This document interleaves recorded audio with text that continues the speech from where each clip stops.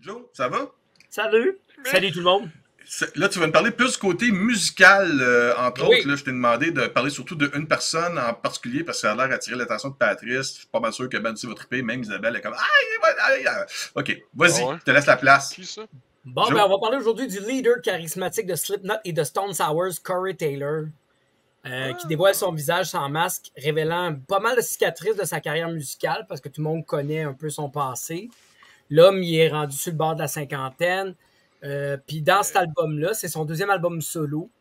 Il y a un siècle écoulé, puis il dit carrément dans ses chansons qu'il se sent piégé par des projets qui lui permettent pas de toujours s'exprimer à sa manière la plus authentique. Ça s'appelle CMF2 parce que ces acronymes-là voulaient dire Corinne Motherfucker Taylor, enfin la même. Il voulait comme vraiment s'affirmer. C'est un cocktail Molotov musical, une explosion assez violente de hard rock en acier avec une touche de air metal des années 80, des nuances du blues, des ballades country, le tout relevé d'une puissance de grosses doses de punk assez effervescent.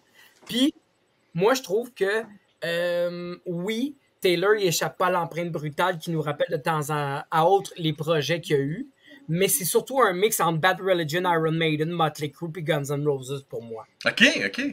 Oui, c'est du hard rock, là.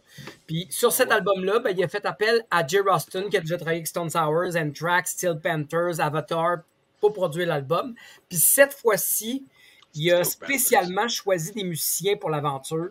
Il a choisi, il s'est monté un band solo. Il n'a pas pris aucun membre de Stone Sours ou de Slipknot, comparativement au premier album. Pour se détacher. Oui, c'est ça. Il y a vraiment... Il y a vraiment comme... C'est pas qu'il est en mauvais terme, mais comme il a dit en entrevue, il y a même pas 3-4 jours, je pense qu'il y en a plein son casque de Slipknot puis de Stone Sours. Ben, tu sais, le crème glacée, c'est bon, mais tous les jours. Ben, c'est ça, puis ça paraît pas, mais ça fait 25 ans que Slipknot roule. Puis c'est une grosse machine. Stone Sours aussi, qui était un projet qui était préalablement fait avant Slipknot, selon les dires. Donc, c'est deux projets qui ont comme monté en flèche, les deux en même temps ou presque. Fait que c'est comme s'il faisait du 24 hours de job, là, tu sais, là. Fait que c'est ça. Fait que là, il s'est grillé de Christian Martucci, de Zach Throne, de Elliot Moralengo, puis du batteur Dustin Robe pour l'album. Puis c'est vraiment la continuation de l'album CMFT en 2020. C'est des chansons ravageuses qui s'ouvrent sur le thème de la lutte personnelle, la défiance envers les attentes de la société, le désir de libérer des contraintes. C'est quoi pour ça l'acronyme de ça? C'est-tu The Motherfucking Taylor, de quoi de même? Quelque chose de même, là, ouais, vraiment. C'est comme genre Corey Motherfucker Taylor. Oui. Ok, ouais. Ah, ça pourrait être un C'est très poétique, en tout cas. Oui, c'est vraiment ça rime. C'est mon band, c'est vraiment pas éthique. Mais ce que je trouve drôle de ça, c'est que le gars, il est chanteur de deux bands, il fait des albums solo, mais il trouve qu'il y a des restrictions à s'exprimer. Comment là? Mais c'est parce que je trouve que c'est un super bon artiste, mais à un moment donné, là, tu veux quoi? Tu veux 10 bands, là? Non, mais c'est parce que, comme j'ai dit, Stone Sours, c'était un projet de trip avant même que Slipknot commence à pogner. C'était comme aller chercher le côté plus pop-rock, un peu hard rock. Slipknot est arrivé, ça a fait comme un crise de... un tabarnouche de boum-boum. Ça crise ton temps direct. On est du PG pour vrai? Moi, je suis là, je sac depuis tantôt comme un câble. Ben, je m'excuse, je ne sais pas pourquoi. J'ai voulu faire attention parce que je sais qu'il y a beaucoup d'enfants qui aiment ça, Slipknot. Ouais, surtout les Cinémaniacs. Le démon va venir mordre le sang. Mais pour vrai, c'est... Le sang Jacin n'est pas propre. Je pense. Je me rappelle ça. Je me rappelle du nom de Elvira sur le livre. Scott... attends, Vampirella. Pas Scott, mais oui.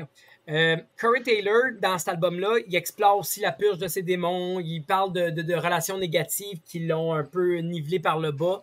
Puis je sais pas si vous êtes tous des fans de son histoire, un peu avec Stone Sours. Présentement, ils sont en pause parce que le guitariste de Slipknot, qui est aussi le guitariste de Stone Sours, se sont comme un peu pognés pour des contraintes de liberté. En tout cas, anyway, contraintes de liberté. Oui, Mais c'est ça son Il y a problème. souvent ça, de la chicane dans des Oui, c'est souvent ça, de la chicane, ou c'est Boom Desjardins. Il faut pas qu'il... Mais...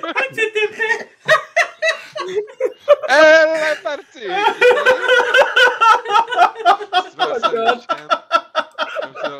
Mais c'est ça son problème. Il y a Jean-Émile qui dit... Jean-Émile dit c'est bien. Il devrait les embrasser. Ça l'aiderait musicalement parlant. Ah, je les embrasse, inquiète-toi pas, il est French à grand gueule. Jean-Émile dit c'est bien, on apprend des nouveaux mots. Alors, bienvenue à Cinémaniacs. C'est bon, ça. Mais pour comme vous dire quelque chose très... Ben, il y a un mélange de ballade country, il y a un mélange de grosses tunes qui rugit. Motherfucker! Ah ouais, mais c'est super bon, là. Il y a des gros solos de guitare, il y a des clins d'œil au pop-punk, au hard rock des années 80. Tout est bon, là. Puis la voix est puissante et mélodique, là. Ça impressionne à chaque refrain. Moi, j'ai beaucoup aimé ça. Puis dans le premier album, il chantait d'où il venait. Cette fois-ci, il nous chante où il s'en va. Puis je peux te dire qu'avec CMF2... il s'en va avec une balance en pleine figure d'une bonne dose de hard rock au riff très, très violent et robuste. Oui. Ça sonne bien, ça s'écoute bien. Des chansons comme Punchline, We Are the Rest, Beyond, Toxic, Post-Traumatic Blues, Midnight. C'est tout, ça s'écoute comme du bonbon, là, honnêtement. C'est vraiment excellent. Moi, j'ai jamais écouté Slipknot. Je sais juste que c'est un band avec des masques fuckés. Patrice, band, connaissez-vous ça, vous autres? Ben oui. Oui, mais vous connaissez ça de où? De la radio.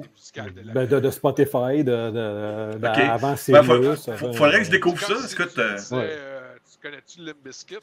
C'est des pièces moteurs du new metal. Oui, ben c'est ça, oui. Okay, c'est vers l'air 2000. C'est dans cette vibe-là. Oui, c'est la vibe du new metal des années 2000. Mais tu sais, Corey, c'est un artiste très, très, très accompli, là. Oui. OK. Il n'y a pas grand-chose. Tu sais, lui puis Trent Reznor, là, il n'y a pas grand-chose à leur épreuve. Là. Lui, c'est Trent Reznor, c'est tout. S'il veut pas faire du Slipknot présentement, là, c'est parce que Chris, ça va faire 20 ans qu'il gueule. Là, ouais. OK, Jocelyn, ça va être tout pour aujourd'hui.